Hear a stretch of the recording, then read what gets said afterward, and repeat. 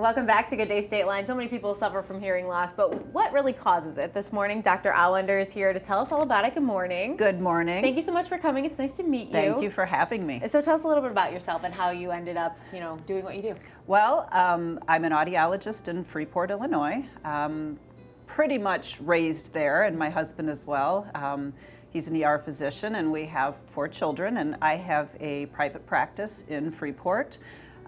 Dealing with, of course, hearing loss and treating of hearing loss. And as well, we do some testing for people with dizziness and vertigo. We do custom hearing protection, earwax removal. Yeah, got a lot of stuff going on at our practice. So tell me about, what made you want to do this for a living?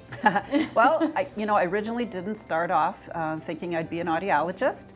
Originally, I knew I was going to do something in healthcare. I was kind of thinking optometry, perhaps physical therapy. And then, you're in college and they say you have to take another science course. And I said, well, okay, I'll take this hearing science course. And, something just clicked with me. I didn't realize it. When I was younger, I used to babysit for a deaf boy, but never really gave it much thought, and then it just kind of all fell into place, and 28 years later, here I am. Well, that sounds like a really great person to come to with questions about hearing loss. You've been experiencing the world in different avenues in relation for such a long time. We often think that hearing loss is just related to getting older, but I guarantee you're gonna yeah, it is absolutely the way we age. We can't help it. Our ears are designed to get older, just like the rest of us. But we also, have seen babies that are born with hearing loss that otherwise are healthy babies. And luckily now with our technology, we're able to identify them. We get them fitted with hearing devices as early as 6 weeks of age. Wow. I have. And they develop normally with just a little extra help. So, obviously there's genetic things that cause hearing loss at a younger age, people with noise exposure, illnesses, medications that they've had to take. But, yes, the most of us, the reality is as we get older, that's something we're going to face.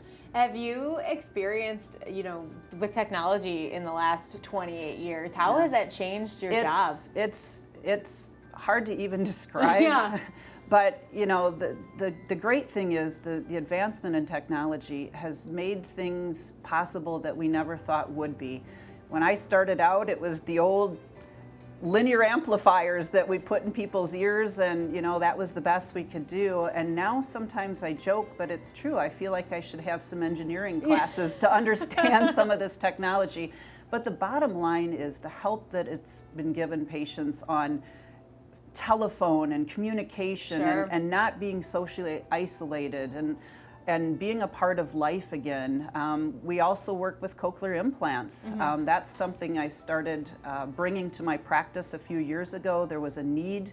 People don't want to drive into Madison and Milwaukee and Chicago to do a cochlear implant, so they started reaching out to us, and we're able now to see them after they get their surgery. Good. They don't have to keep driving, so that's been also a big added bonus in my practice. That is so important. Yeah. So we want to just quickly talk about how hearing aids might not be the solution to the problem. Right. I mean, when a patient comes into our office, the first thing I'm thinking is there anything else medically going on that needs to be addressed? Do we have middle ear fluid?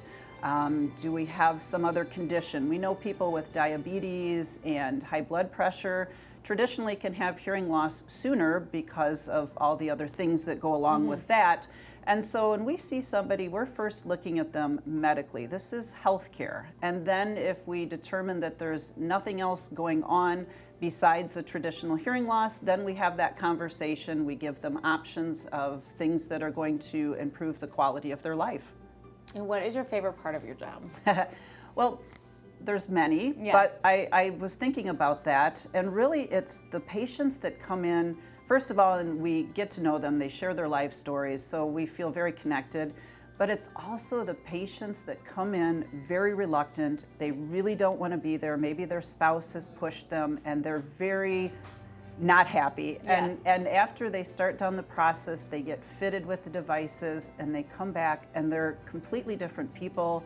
They love them. They're excited about it. They're almost a different person sometimes than when they walk in the door. And those are some of my favorites. I bet. Because it's such an easy fix to get help for, and it's the benefits that you see once they've realized it. And that's, I think, one of the best parts for my job. I love that. So where can we find you? You can find me in Freeport, Illinois.